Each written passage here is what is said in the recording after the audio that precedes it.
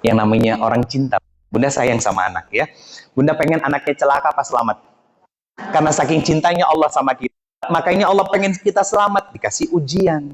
Ujiannya yang paling sering pasangan. Ujian paling sering orang tua. Dan kepada orang tua bukan hanya sebatas ritualitas. Apa? Nengok, datang ke rumah orang tua, betul, tapi di kamar terus, HP-an terus. Hibur orang tua kita tuh.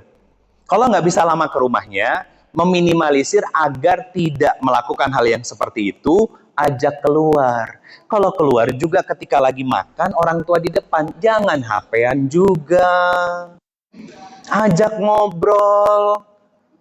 Itu berkualitas, bukan ritualitas akhirnya. Itu maksudnya, Bunda. Jadi sama pasangan juga begitu. Kalau selama ini Bunda berulang kali tersakiti dengan sikap-sikap yang direspon buruk salah oleh suami, jangan lakukan hal yang serupa lagi. Pakai cara yang lain. Pakai cara yang lain untuk komunikasi. Saya pernah sampaikan di kajian yang hari Ahad. Sampaikan di kajian yang hari Ahad. Sampaikan di kajian yang hari Ahad. Sampaikan di kajian yang hari Ahad. Apa? Arti tanpa berkata, tanpa bicara. Nah, kalau kita kan masih sering nanya, suami lagi diem, papa tuh kenapa sih diem aja? Aku punya salah ya? Ya, niatnya bagus sih, verifikasi. Tapi pada akhirnya kan bukan introspeksi, tapi malah baper. Itu yang salah, itu yang jangan. Nah itu yang kedua ya Bunda. Yang ketiga Bunda, kalau sama suami istrinya sudah baik, maka ketiga, kurikulumnya adalah menjadi rumah yang aman, tenang, dan nyaman bagi anak-anak. Bunda, saya mau tanya, anak-anak lebih senang main atau di rumah? Oke. Oke, saya bagi ya. Ada yang main. Pertanyaannya, kenapa anak-anak itu main? Karena rumahnya menenangkan dia, makanya cari jangan di luar. Kalau ada di rumah, pertanyaan berikutnya, rumah itu interaksinya dengan orang tua atau dia punya dunianya sendiri dan ya. Sudah jawab. Spesifik kan, detail ya, itu Islam. Itu hisabnya nanti. Itu hisabnya Bunda. Jadi ngerasa bahwa saya itu bukan delivery. Ini poinnya, ini dalilnya, begini selesai. Subhanakallahumma bihamdika asyhadu an la ilaha illa anta astaghfiruka wa atubu ilaik. Selesai pulang. Enggak. Saya punya kewajiban ngasih contoh yang detail dan itu dengan kehidupan kita. Bahwa poin ketiga yang menjadi kurikulum, dipaksanya kita beribadah di bulan Ramadan bersama dengan keluarga, outputnya menghadirkan rumah yang tenang, nyaman, dan apa? Tenang, nyaman, dan aman bagi anak-anak. Nah pertanyaan, kenapa banyak ibu yang tidak bisa menghadirkan rumah yang aman, rumah-rumah yang tenang, atau safe house buat anak-anak kita, lawong belinya sendiri sebagai seorang istri bermasalah dengan suami. Kenapa bermasalah sama suami? Bermasalah sama Allah. Berkaitan kan satu sama lain? Iya.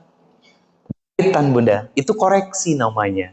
Untuk kita memperbaiki diri. Kan doa yang kita selalu panjatkan, Rabbana hablana min azwajina wa dzurriyyatina qurrata a'yun waj'alna lil muttaqina imama. Berarti kalau dari doa itu, Rabbana hablana, konsekuensinya kita harus jadi orang yang bertakwa dulu. Bunda, kalau pengen punya suami yang soleh, berarti harus jadi solehah dulu. Itu konsekuensi dari doa, konsekuensi dari permintaan. Jadi jangan sampai kita minta sesuatu tapi siap dengan konsekuensinya. Apa? Ujian dan ikhtiar kesungguhan kita. Ujian dan ikhtiar kesungguhan kita. Contoh,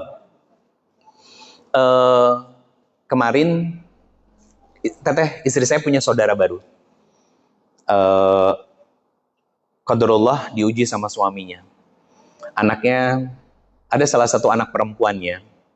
Anaknya perempuan semua. Salah satu anak perempuannya komplain begini. Ayah itu harusnya sayang sama ibu. Bukan malah main perempuan ke sana sini. Anaknya masih SMP. Ya. Dan beliau ini, si istri ini cerita sama teteh. Teteh cuman bilang, apa yang beliau sampaikan itu adalah ilmu yang diserap dari saya. Beliau bilang, dan beliau lakuin juga selama ini gitu. Jadi beliau melakukan ketika dulu saya menjadi ujian di awal-awal pernikahan, ya kan, pengen punya suami yang baik, bukan hanya baik tapi benar, walaupun sampai sekarang belum cukup baik dan belum cukup benar menjadi seorang suami, tapi beliau mengamalkan tirakat. Tahu tirakat, Bun? Memperbaiki hubungan kita sama Allah, itu bahasanya tirakat, jalan menuju Allah. Ya.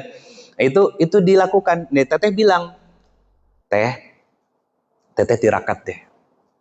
Kalau perlu tirakatin nama suami. Didoain maksudnya, ya.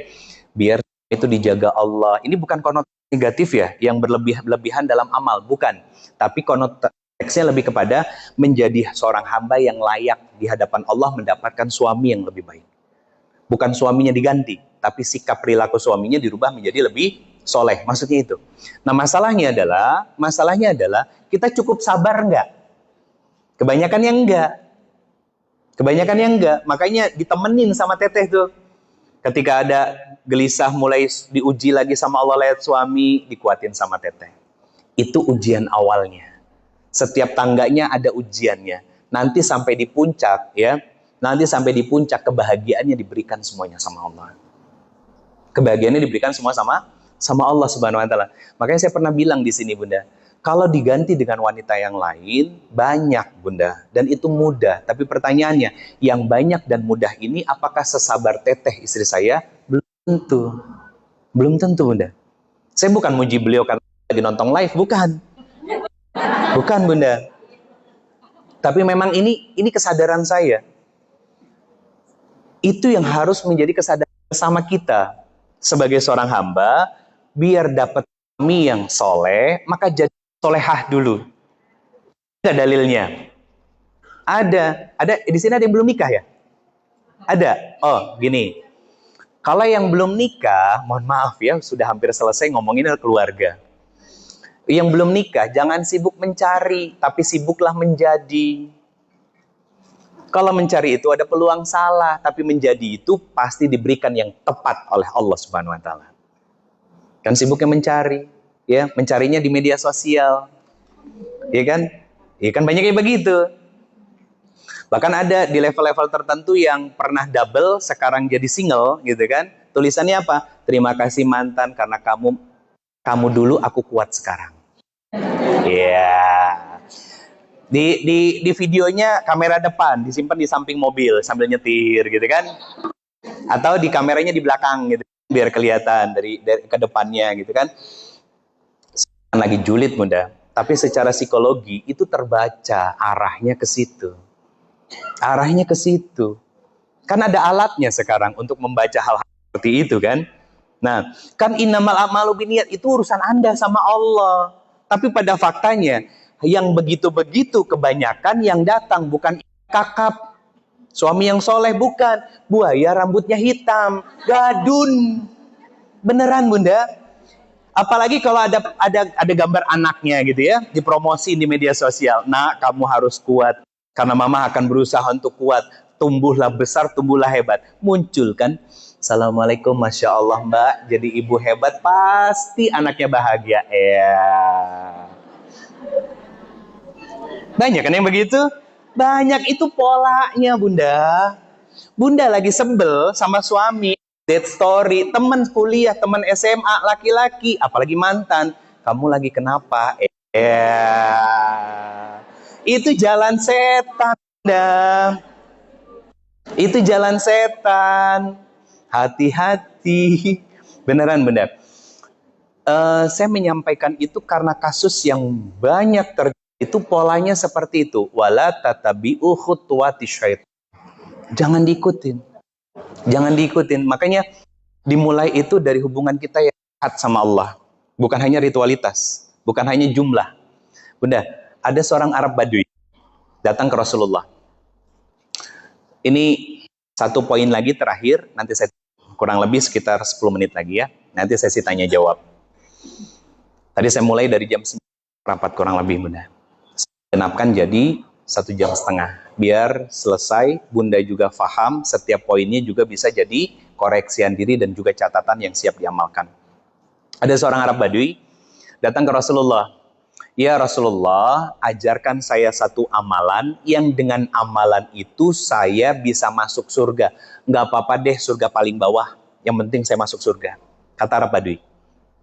Apa yang dijelaskan sama Nabi SAW? Nabi menjelaskan tentang satu amalan, jaga waktunya, jangan pernah tinggalkan, maka Allah akan memasukkanmu ke dalam surga. Apa amalannya? Sholat 5 waktu. Sampai wafat dijaga bunda. Arab Badui. Arab Badui itu orang yang tinggal jauh dari perkotaan, tidak tersentuh dengan modernisasi, betul-betul sederhana bunda. Tinggalnya biasanya di perbukit-perbukitan, yang alat masaknya itu masih sangat sederhana.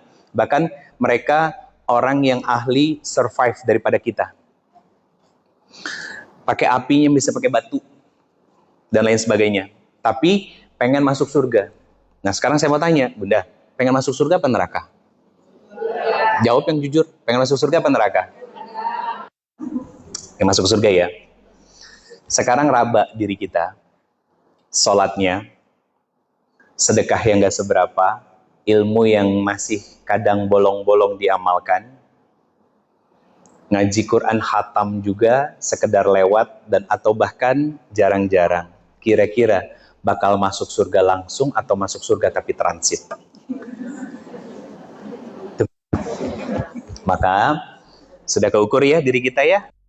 Di bulan Ramadan ini, poin keempat, saya review lagi.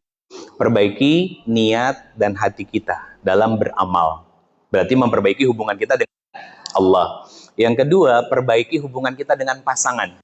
Yang ketiga, jadi safe house, rumah yang tenang dan nyaman. Hadirkan itu untuk anak-anak kita ketika mereka kembali dan pulang setelah pendidikan mereka, sekolah mereka ke rumah. Bukan menjadi rumah yang neraka bagi mereka. Yang keempat,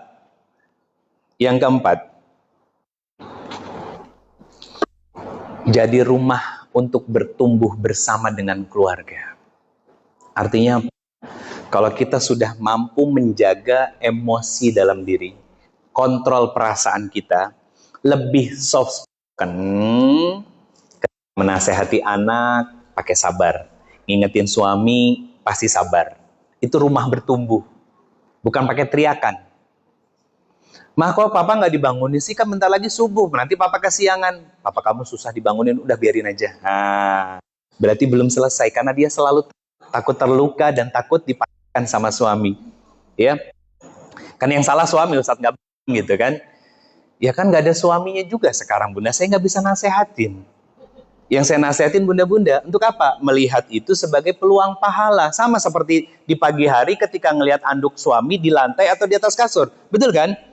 Pilihannya mau ngereok marah-marah silakan, atau bersabar bahwa ini peluang pahala. Allah Subhanahu wa Ta'ala. Kalau melihat ini jadi peluang pahala, maka tenang. Tapi kalau ngereok, pasti stres seharian. Gampang lelah bunda. Itu pilihan. Kalau bunda pengen bertumbuh bersama di dalam keluarga, bersama dengan keluarga kita, maka mulai dari hubungan kita sama Allah harus spesial, bukan cuman baik. Harus spesial. Apa bentuk kesadaran saat kita memperbaiki hati dan niat kita menuju bulan Ramadan dan menikmati Ramadan ini sebagai madrasah tarbiyah cinta dari Allah kepada kita, akan bergeser dan berpindah cara pandang terhadap diri sendiri, orang lain, dan kehidupan. Semuanya pasti berdasarkan Al-Quran, bukan berdasarkan perasaan. Maka nanti kalau itu sudah benar, hubungan kita dengan pasangan akan semakin hangat, ya, karena peluang pahalanya di situ. Yang ketiga, menjadi rumah yang tenang dan nyaman bagi anak-anak. Saya mau wasiati ini ngambil sudut pandangnya perempuan bunda. Kenapa? Bulan Desember lalu, ketika saya live di Renungan Jiwa TV One, temanya tentang ibu. Waktu itu berdekatan dengan Hari Ibu. Saya nangis itu bunda, nyampein tentang ibu. Kenapa? Istimewanya ibu itu mencintai anak walaupun anaknya belum lahir. Betul kan? Tahu hamil aja langsung diusap-usap, ya kan? Bahagianya luar biasa. Beda sama ayah. Ayah itu cintanya mulai muncul ketika anaknya sudah lahir. Betul kan? Saya laki-laki bunda, dan saya bisa meraba ngambil sudut pandang dari perempuan. Itu yang harus dilatih sebetulnya oleh kita para laki-laki.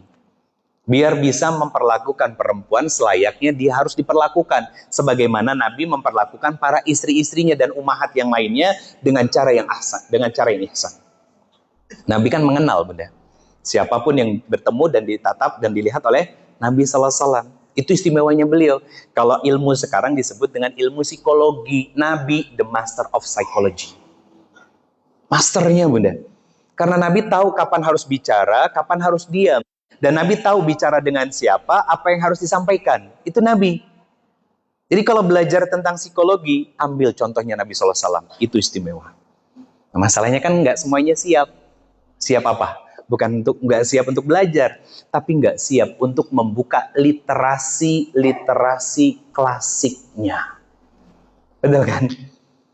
Ketika dikasih tahu aja, taat istri kepada suami mutlak tanpa tapi. Langsung tegang mukanya.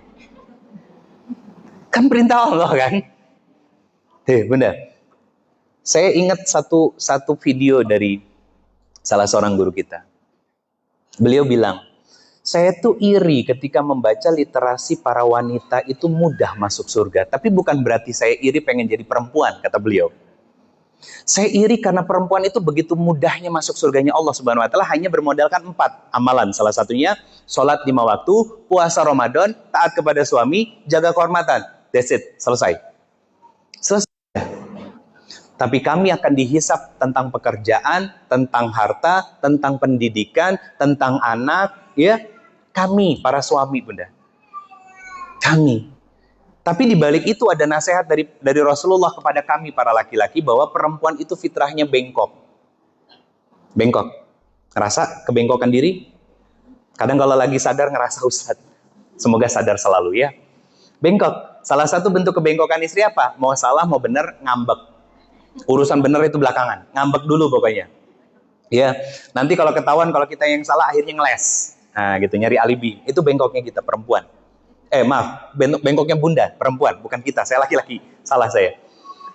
Kata Nabi, buat kami para laki-laki, kalau dipaksa lurus, patah. Kalau didiemin, tetap bengkok. Apa pelajarannya buat kami para suami? Tebalkan kesabaranmu, ngadepin adik kecilmu yang namanya perempuan yang sekarang menjadi istrimu. Dalam tanda kutip adik perempuannya. Itu yang saya wasiatin kepada para suami, Bunda. Coba, kakak laki-laki sama adik perempuan sabarnya gimana? Luar biasa sabarnya, Bunda. Bagaimana dengan istri ngadepin suami? Anggap suami Anda sebagai bayi kecil. Sama anak ibu, coba. Ibu sama anak sabar nggak? Sabar.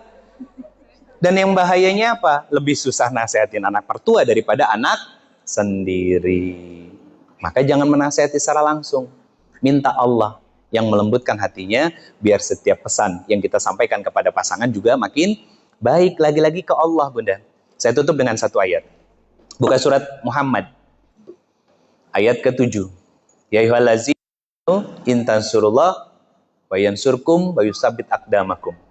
Kata Allah, sungguh-sungguhlah kalian beramal soleh. Berarti hubungan kita sama Allah istimewa. Maka apapun masalah yang hadir dalam kehidupanmu, aku yang akan menolong kamu. Pertanyaannya sederhana. Sebagai penutup, sebagai koreksian. Kenapa dinamika hidup kita tidak kunjung cukup cepat selesai? Dan bahkan malah berulang kali kita tersakiti. Bukan Allah nggak mau nolong kita. Jangan-jangan kita belum layak untuk ditolong sama Allah karena ego kita terlalu besar, ya. Dalam hal ibadah sama Allah hanya sebatas ritualitas saja, sehingga Allah tidak mau dan belum mau menolong dan membantu menyelesaikan setiap masalah dalam kehidupan kita. Ingat, jangan dipaksa terima, tapi cari solusinya bagaimana Allah membimbing kita. Itu yang bisa saya sampaikan, Bunda, tentang less ego, more impact dalam kehidupan kita menghadapi Ramadan ini dengan 4 kurikulum. 1, perbaiki niat kita, cari ilmunya, cari fadilahnya, perdalam lagi pemahaman kita tentang Ramadan dan amalan-amalan yang akan menjadi kurikulum yang akan kita kerjakan di dalam bulan Ramadan, sehingga bukan hanya sebatas ritualitas saja, tapi menjadi amalan yang membangun hubungan kita dengan Allah semakin istimewa. Yang kedua, kalau sama Allah istimewa, bangun hubungan yang lebih istimewa dengan pasangan. Bangun romansa di pekan-pekan pertama, lu di awal pernikahan. Bahagia selalu kan, Bun? Hidupkan lagi itu. Kenapa saat itu kita bisa bahagia sama pasangan? Belum aib dan kekurangan. Nah, pertanyaannya gini, Allah perlihatkan aib dan kekurangan bukan untuk menyakiti kita, tapi Allah pengen kita belajar jangan berekspektasi kepada pasanganmu, itu yang pertama. Yang kedua, kekurangan itu karena aku sayang kepadamu biar berlatih membiasakan diri sabar. Kan jadi ujian. Allah sayang kan sama kita? Sayang. Allah berdoa, ya Allah, suami saya belum berubah, tolong rubah saya biar bisa lebih sabar. Jadi double doanya, bukan cuma pengen ngerubah, kita juga minta sama Allah sabarkan. Hubungan sama pasangan sudah baik, sudah menghangat kembali, maka kita bisa menghadirkan rumah yang aman, tenang, dan nyaman buat anak-anak kita. Bersama dengan pasangan. Komunikasinya sehat semuanya. Yang keempat, menjadi ajaran untuk kita bertumbuh bersama dan takwaan kepada Allah Subhanahu wa taala. Barakallahu fikum, itu yang bisa saya sampaikan, Bunda. Kalau ada yang mau bertanya silakan. Jazakumullah khairan katsir. Kasih kesempatan 2 pertanyaan boleh, silakan. Assalamualaikum warahmatullahi wabarakatuh.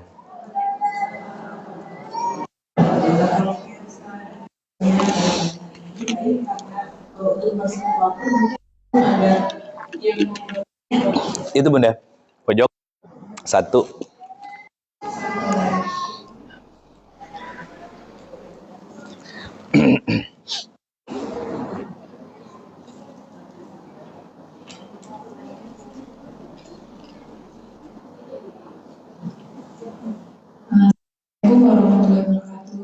Waalaikumsalam warahmatullahi wabarakatuh. Amin.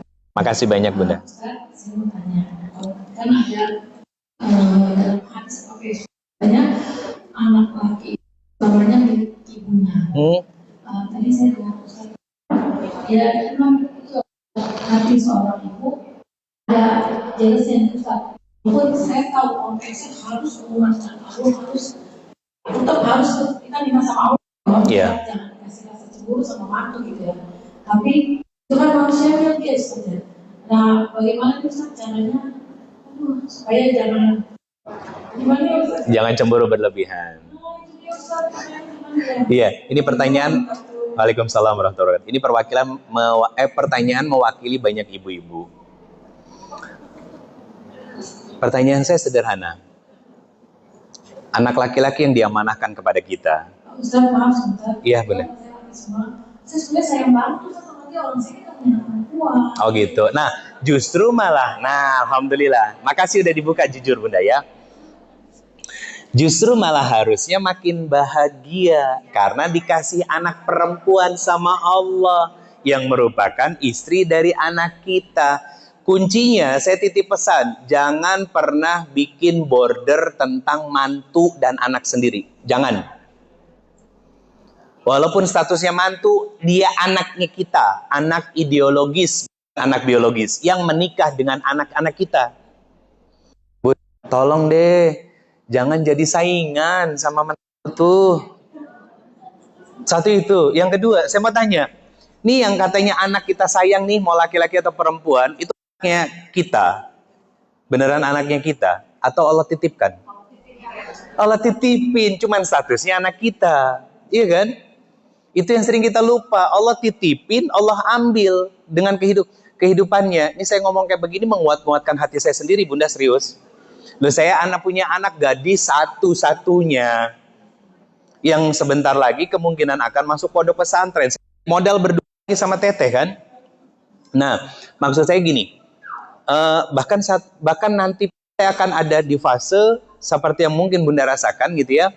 Sebagai seorang ayah yang harus mengantarkan anak gadis kesayangan perempuan ke pelaminan. Situ sudah saya lakukan, Bunda. Kenapa? Beliau titipan. Jadi, yang harus diperbaiki itu bukan sikap perilaku menantu sama kita, tapi sikap kita sama anak menantu kita. Bahwa anak-anak kita itu punya kehidupannya sendiri, punya takdirnya. Kita harus siap dengan itu, Bunda. Mau anaknya laki atau perempuan, sama. Anak perempuan bagi seorang ayah, anak laki-laki bagi seorang ibu, sama kan? Patah hati tersakit di dunia bagi orang tua saat anak-anaknya berumah tangga. Tapi ketika kita bertawakal kepada Allah dan berserah bahwa iya, ini Allah titipkan untuk saya rawat, saya didik, saya besarkan, maka saya antarkan sekarang pada kehidupan selanjutnya, yaitu pernikahan. Maka tinggal temenin mereka pakai doa. Jangan direcokin, jangan selalu pengen caper, diperhatiin, jangan. Jangan, Bunda. Tapi doain mereka jadi anak-anak yang soleh dan solehah, yang ngerti, paham tentang orang tuanya, tanpa kita harus caper, mereka menumpahkan perhatian dan kasih sayangnya buat kita. Itu doa. Jadi setelah berserah kepada Allah, pertama, setelah sadar bahwa anak adalah titipan dari Allah, berserah kepada Allah. Setelah itu doain mereka. Yang ketiga, sadar, berserah, doa. Sadar, berserah, doa. SBD, sabar, berserah, doa. Itu yang kita lakuin. Karena kalau mau dipaksa-paksa kayak gimana juga, capek sendiri, Bunda. Itu namanya akal-akalan setan. Berarti kalau diakal-akalin sama setan dan kita nurut, berarti saat itu jadi teman. Allahu a'lam bishawab. Saya nggak akan bilang Bunda yang sabar. Bunda udah sabar kok selama ini. Saya cuma ngingetin, sadar, itu anaknya itu kita, yang anak kata kita anak kita itu cuma titipan Allah. Acung, yang punya anak laki-laki bentar lagi nikah. Tuh kan, kerasa Bunda? Deg-degser gitu, takut nanti istrinya sebaik kita nggak ngerawat dia. Pertanyaannya, emang kita baik ngerawatnya? Iya, kan gitu. Jangan-jangan malah anak menantu kita lebih sayang sama anak laki-laki kita. Akhirnya apa? Ketidaksempurnaan kita dulu disempurnain sama anak mantu kita. Itulah kenapa harus berserah sama Allah dan nemenin mereka pakai doa, biar rumah tangga mereka adem ayem, tentrem, bahagia, sakinah. Wallahu a'lam bishawab. Ada satu lagi, Bunda? Oh, boleh, silakan. Iya. Assalamualaikum. Salam sehat, Bunda. Alhamdulillah. Amin. Amin. Amin. Ustaz tadi dijelaskan bahwa di Al-Qur'an 183 bahwa yang dipanggil Allah mereka beriman. Iya. Tujuannya untuk bertakwa. Iya. Tapi di bulan Ramadan ini kan katanya setan dilindungi. Iya. Iya.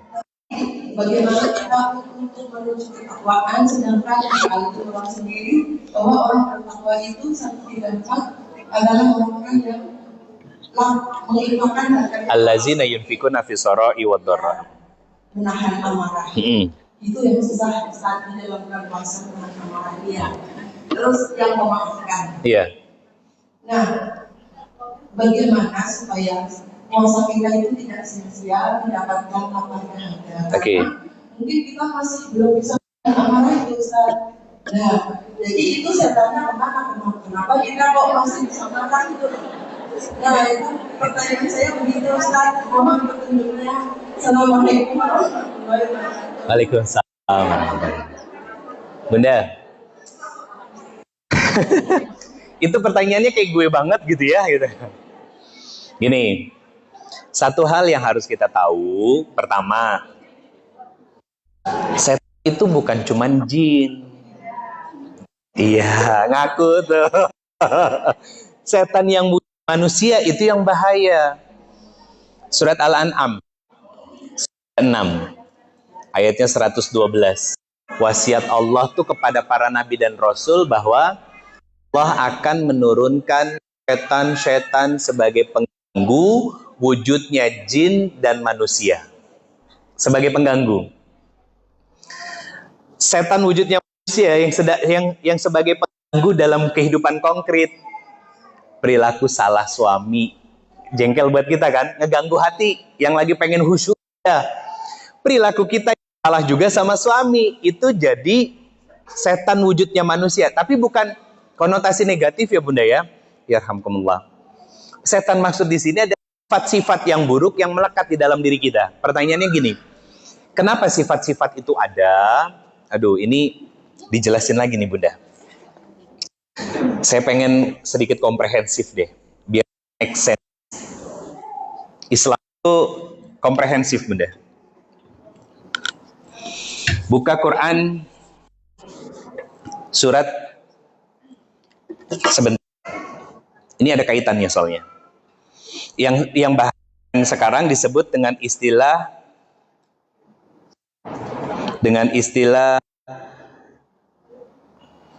mental health issue.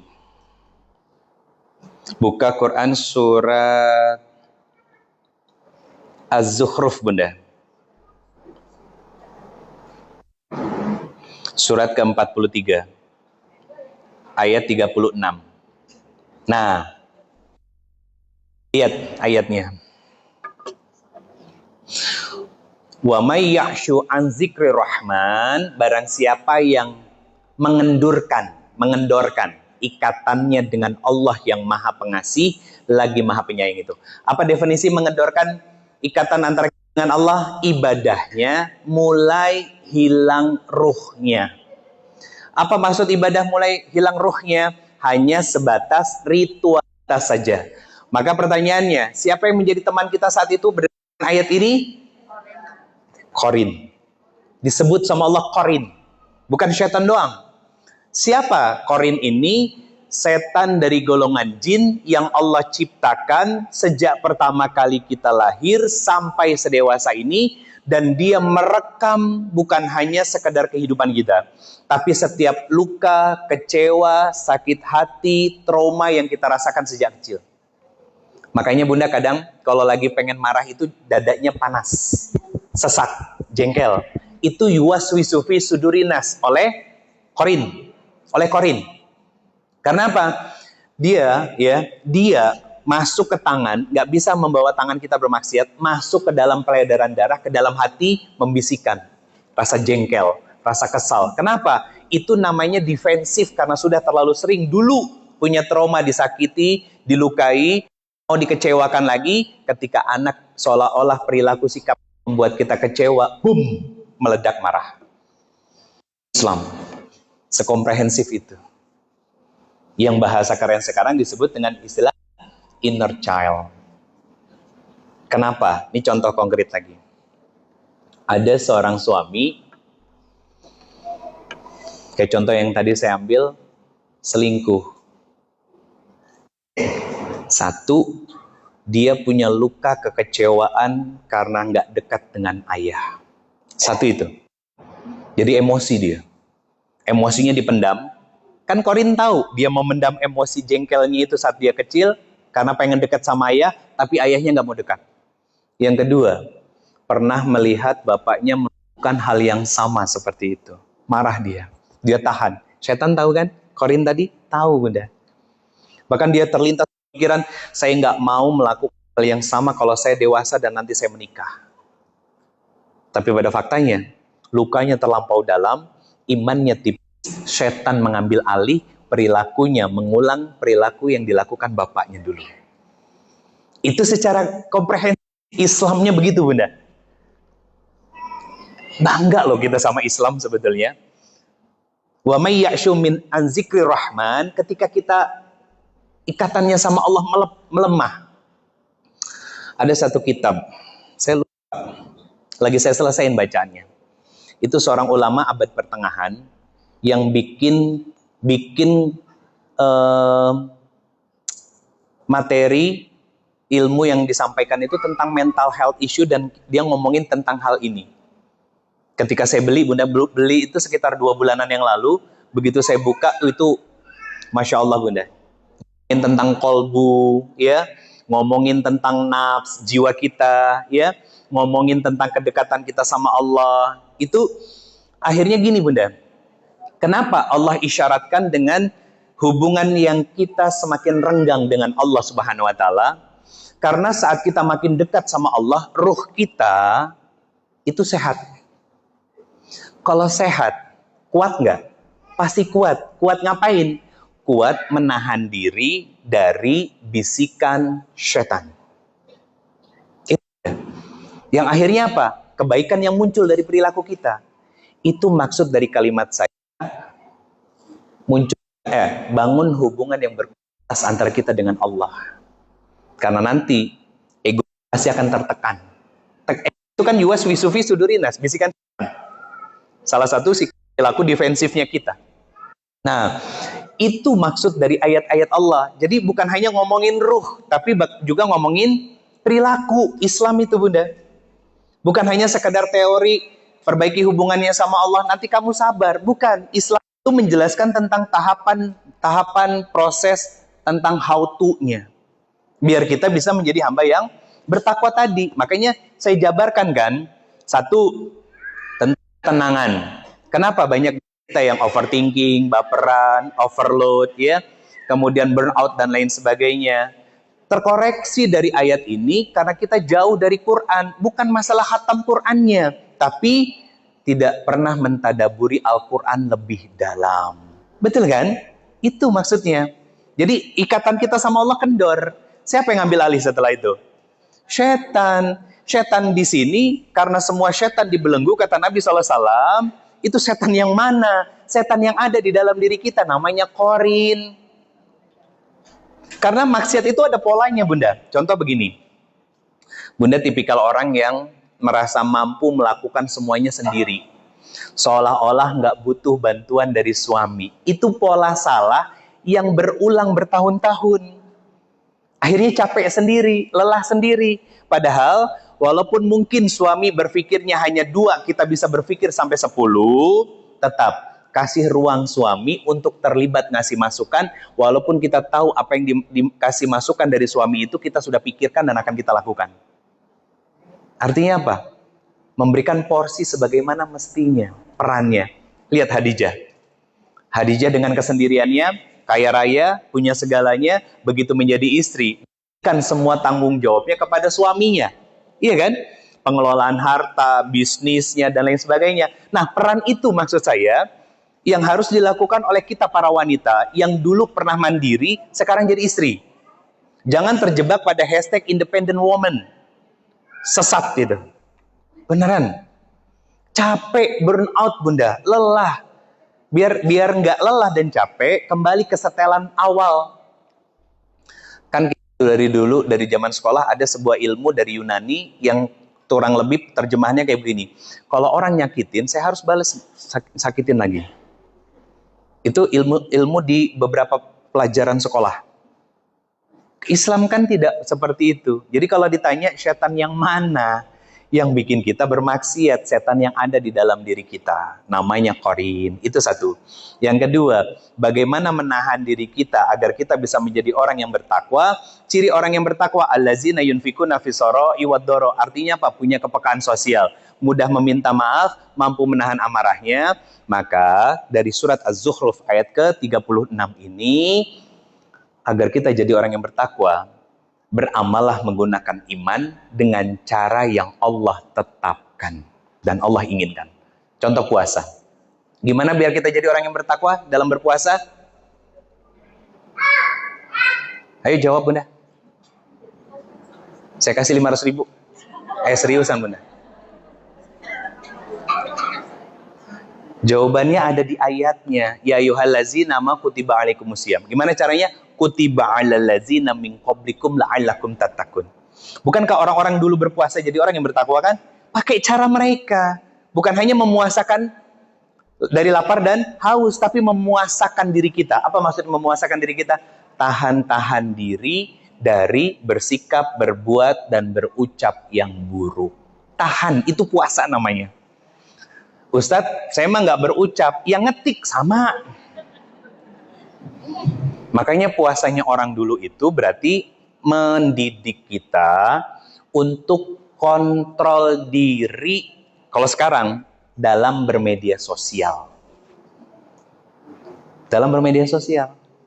Bunda lagi baik-baik aja sama suami, tiba-tiba ngelihat VT tentang perselingkuhan, ya, kemudian pelakor, ya, ini itu dan stres. Stres kan mendadak berdebar.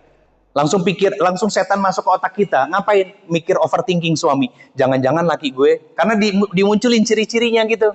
Yang sering makan bareng sama sama teman kantor misalkan gitu kan. Pas ditanya, yang kamu lagi makan siang sama siapa? Oh, sama anu, deng langsung. Itu setan. Itu setan. Kita nggak lepas dari tipu dayanya. Kenapa? Setan itu ada di dalam peredaran darah kita. Maka persempit ruang geraknya dengan taatnya kita kepada Allah Subhanahu wa taala. Kenapa dipersempit? Karena taat itu energi buat kita, sehingga mempersempit ruang gerak dari setan untuk menggelincirkan kita. Jadi sebetulnya Bunda, Allah sudah ngasih kaidahnya jelas, detail, rinci. Cuman masalahnya kita nggak sungguh-sungguh untuk mempelajari, mentadaburi, dan mengamalkannya. Karena selama ini berarti korin itu nggak diikat ya? nggak. Tapi nggak bisa hilang ya? Bisa. Gimana caranya? Meninggal. Iya Bunda. Tapi korin itu akan tetap hidup walaupun kita sudah meninggal. Tapi bisa Ditekan, dikontrol, dikendalikan. Orang puasa nonton drakor ya, itu korinnya cepat masuk lagi ya. Jadi gini Bunda, bukan begitu tahapnya. Ini seru pertanyaannya sebetulnya. Jadi lagi puasa, nonton drakor, terus kita terbawa sedihnya, tiba-tiba korinnya masuk lagi gitu. Bukan, kalau perasaan sedih itu karena melihat sesuatu yang sifatnya sedih juga, itu namanya fitrah. Fitrah. Korin itu masuk ketika lagi puasa, suami pulang dalam kondisi lelah dan capek, ya. Tapi kita bukan gitu deh, yang paling gampang ini. Betul. Baru selesai masak, capek, tiba-tiba suami pulang. Nggak ngucapin kata-kata password harian misalkan. Ya mungkin ada ya. Mungkin ada. Tiba-tiba langsung aja dengan cueknya dia masuk ke dalam, langsung kepikiran, saya salah ya. Saya bikin kesalahan buat suami saya ya. Ditanya sama suami, kok Abi diem aja sih tumben? Umi bikin salah ya? Diem. Diem suaminya. Nah, liarnya kita saat itu berpikir, itu korin yang masuk. Itu korin yang masuk. Liarnya kita. Tapi ketika ngelihat suami pulang, dan kita lagi puasa, dia diam, kita capek dengan masak, ngelihat gelagat suaminya lagi mendung dan gak baik-baik aja, tapi kita datengin suami sambil meluk dia, Abi, Umi bisa ngerasain beban dari luar, pekerjaan Abi sedang berat, ada Allah yang akan menyelesaikan. Maka korinnya menahan diri untuk tidak mengganggu. Karena ikatan imannya makin kuat. Bisa juga dengan zikir. Zikir bisa, itu salah satu wasiatnya juga. Tapi pertanyaan saya, sekuat apa kita berzikir selama ini? Ngelihat diri sendiri ya, bukan menyalahkan zikirnya, bukan. Melihat diri kita sendiri, pada faktanya selama ini zikirnya hanya seadanya, seperlunya. Betul kan? Itu kalau ngelihat diri, boleh, itu boleh banget. Kalau memang betul kita ahli zikir. Kayak kakek nenek kita dulu yang setiap habis sholat muter tasbih, subhanallah, alhamdulillah, dan lain sebagainya. Betul kan? Lihat perilakunya, sikapnya lapang. Dizolimin, maafin. Iya kan? Padahal pakaiannya tidak sesar ibunda. Duduk di majelis ilmu jarang. Nah ini PR besar Bunda. Jadi kenapa pernah saya sampaikan begini dan selalu saya sampaikan, musuh kita itu bukan pasangan, bukan orang tua, bukan anak, bukan orang lain. Tapi diri kita sendiri. Egosentris di dalam diri kita sendiri. Kenapa itu yang saya sampaikan? Karena takutnya belum siap membahas tentang bab korin. Korin itu musuh kita. Maka kata Allah, perlakukan setan seperti memperlakukan musuh. Jangan jadi teman. Oh nggak apa-apa kayaknya Ustadz. Kan kita ahli sejarah sebagai seorang perempuan. Tuh cara pandang yang salah. Menormalisasi bahwa kita seolah-olah ahli sejarah yang membuka aib dan kesalahan suami. Dosa. Kenapa? Ahli sejarah model kayak begitu banyaknya di dalam neraka. Ngeri lagi kan? Nah makanya Bunda, yuk kita belajar bertahap, setahap demi setahap, biar ilmunya penuh gelas dalam jiwa kita. Dan yang paling penting, jangan dibiarkan penuh. kuras dikeluarkan jadi amal soleh, sehingga gelas dalam jiwa kita selalu siap untuk diisi dengan ilmu-ilmu yang baru. Allahu a'lam bishawab. Jazakumullah khairan katsir Bunda. Mohon maaf lahiran batin, semoga berkenan. Jadi kalau nggak bisa memaafkan, berarti saat itu kita sedang jadi teman dari setan. Setannya setan siapa? Korin. Kalau pendendam, berarti kita jadi teman setan. Kalau nggak punya kepekaan sosial, pelit, gitu kan? Senang ngelihat orang lagi sedih, tapi sedih ngelihat orang senang, berarti kita sedang jadi teman dari setan. Setannya setan korin. Karena perilakunya keluar dari fitrah. Bunda kalau julid, ada mobil nih, tiba-tiba dia ngebut, kok di jalan kayak begini ngebut-ngebut. Nah, prasangka kita sedang disetir oleh wallahu a'lam bishawab. Mohon maaf lahir batin, semoga nggak kapok ya Bunda, overlap. Jazakumullah khairan katsir. Saya izin setelah ini langsung pamit untuk kembali lagi ke Bandung. Terima kasih banyak Bunda, semoga selalu sehat. Semoga jadi kurikulum untuk kita menatap Ramadan tahun ini menjadi Ramadan terbaik, Ramadan yang jauh lebih istimewa dibandingin Ramadan sebelumnya. Doakan saya dan juga keluarga, semoga Bunda juga selalu sehat dan diberkahi oleh Allah Subhanahu wa taala, bahagia, sakinah sampai ke dalam surganya Allah Subhanahu wa taala. Hadanallahu wa ikum ajmain. Kita tutup dengan mengucapkan hamdalah, istighfar dan doa kafaratul majelis. Alhamdulillahirabbil alamin. Astagfirullahalazim. Astagfirullahalazim, astagfirullahalazim. Subhanakallahumma wa bihamdika asyhadu an la ilaha illa anta astaghfiruka wa atubu ilaik. Assalamualaikum warahmatullahi wabarakatuh.